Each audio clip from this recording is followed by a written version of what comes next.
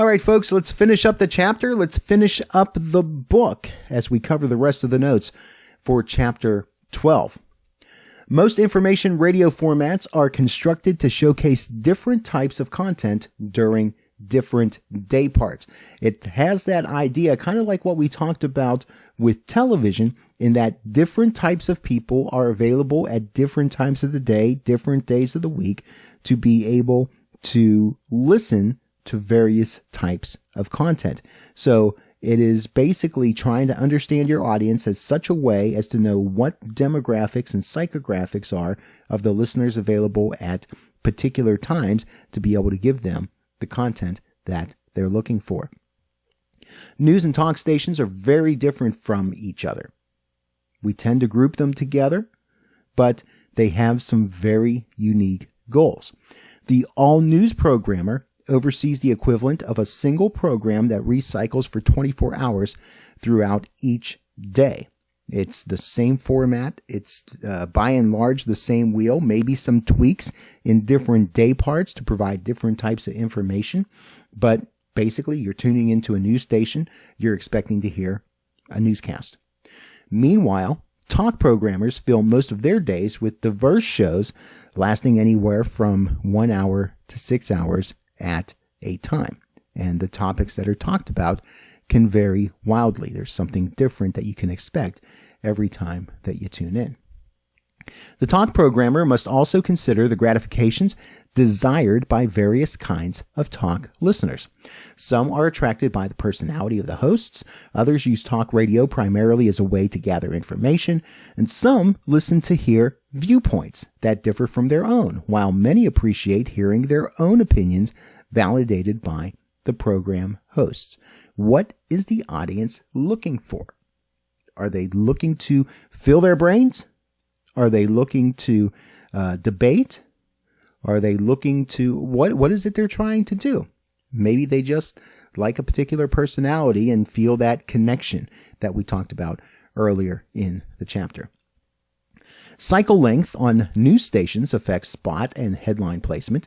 It also affects things like providing, time checks, traffic, weather, sports scheduling.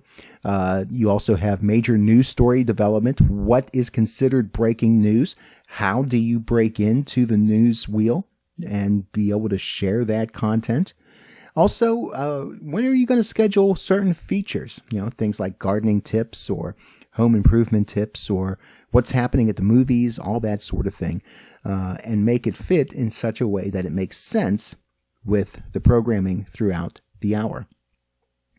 Typically, each hour on an information station contains 12 to 18 minutes of spot announcements. Talk stations tend to have fewer breaks per hour, and often the number and location are going to be dictated by the program's syndicators, especially if you're airing live content.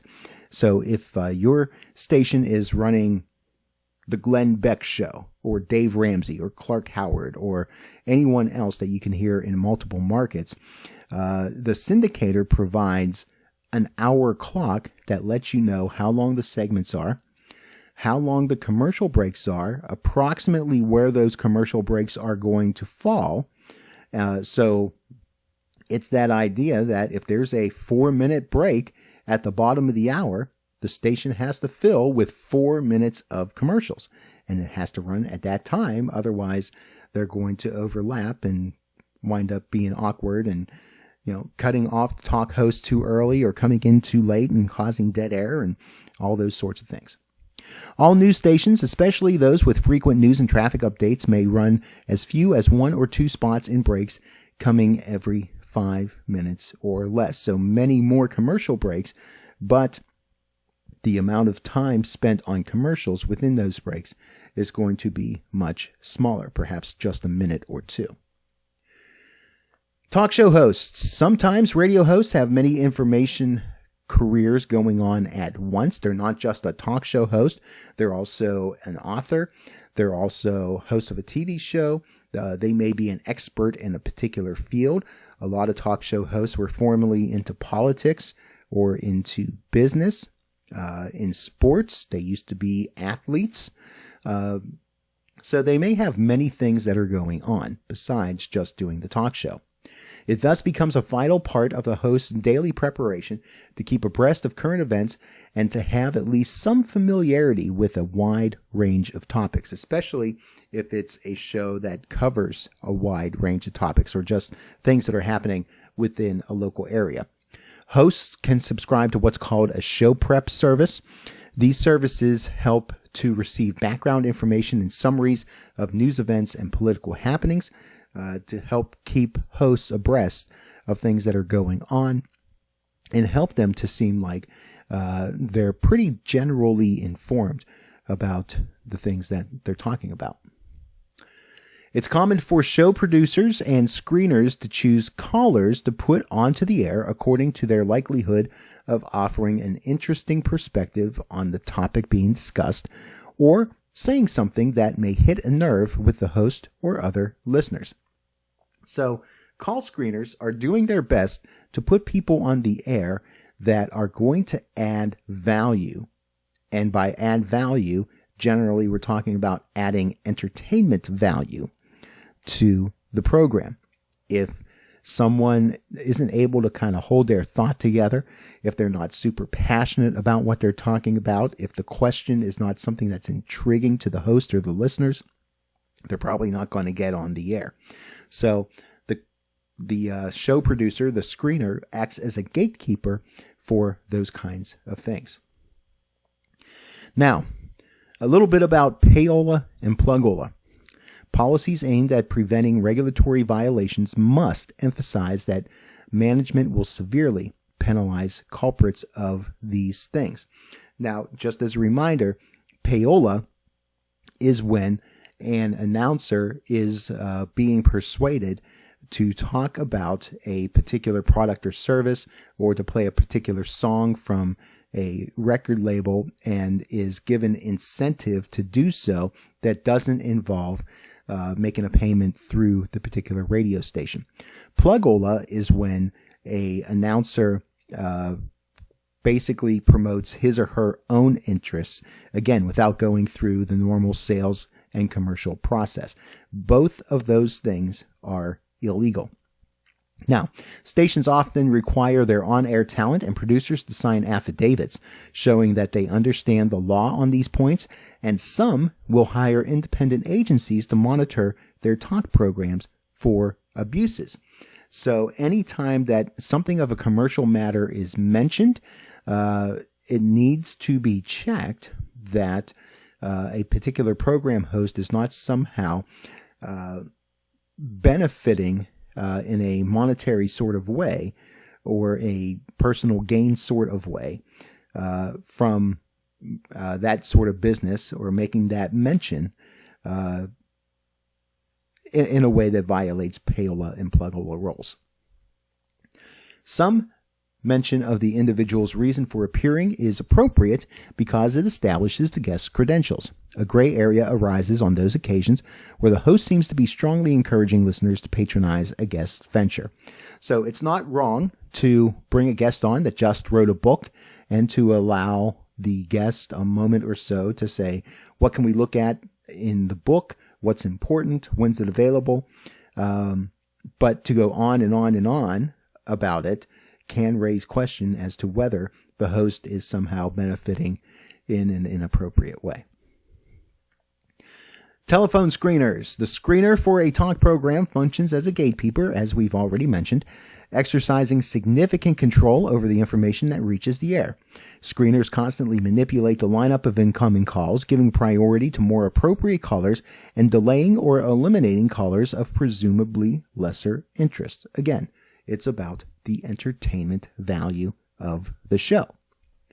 The most effective screeners perform their jobs with tact and graciousness, but a few callers always go away mad because they feel like they called, they should be entitled to get themselves on the air and share their thoughts. Well, sometimes we're grateful that they don't get to go on the air and share their thoughts. Now, what happens, though, if you're doing a talk show and it's a slow day? It's a slow news day, not a lot of callers calling in, Well, most talk show hosts maintain what's called a clipping file. It'll contain newspaper and magazine articles saved from their general reading to provide a background for monologues when no calls come in. Basically, this is that idea of doing show prep and using a service online or maintaining your own show prep by reading through newspapers and magazines and keeping all these things together. Another strategy is the expert phone list, a list of 10 or 20 professionals with expertise in subjects of broad appeal that can be called whenever it's a slow news day and just talk about things that people would have a certain general interest in. Controversy, balance, and pressure. Many stations keep archived recordings of previous broadcasts in order to respond to complaints made by the public. When the station is even slightly in the wrong, it's good policy to provide rebuttal time for an overlooked point of view. Now, not only is it good for those that are that seem to be rather partisan on a certain issue, whether it's political or otherwise, but it's also that idea of being able to review shows to make sure that perhaps something inappropriate wasn't said on the air, helping to protect stations against certain defamation lawsuits and things like that, to be able to have record of what actually went out over the air is beneficial both for the station and for the host. Now, moving on, we've been talking about commercial radio up to this point. Let's move now to public radio. Public stations are usually guided more by delivering what the programmers believe is important information rather than the struggle to gain high ratings. So it's about the content itself that it deems important to its community. Public stations are prohibited from airing advertisements, and they're explicitly committed to serving as an alternative to commercial broadcasting by providing programs for specialized small audience needs. Now, many times, this winds up coming back to public radio stations seeming like they're more politically liberal than conservative talk counterparts. But if they are truly trying to serve the community and serve all viewpoints and including providing content for those that may not be able to find similar types of content for them elsewhere, then there may be that possibility that those that are very passionate about a certain position on a certain issue may feel that public stations are kind of slighting them. Instead of selling commercial spots, the major public radio networks sell their programs to affiliates, that is, the member stations of these various networks. And then the stations must find funds from local underwriting by businesses or from listener donations during periodic pledge drives in order to pay for those shows and to maintain operations for the station as a whole. Unlike affiliates of traditional commercial networks, public radio stations are free to choose programs from any source, much like public television stations are free to get programming and air it whenever they seem fit.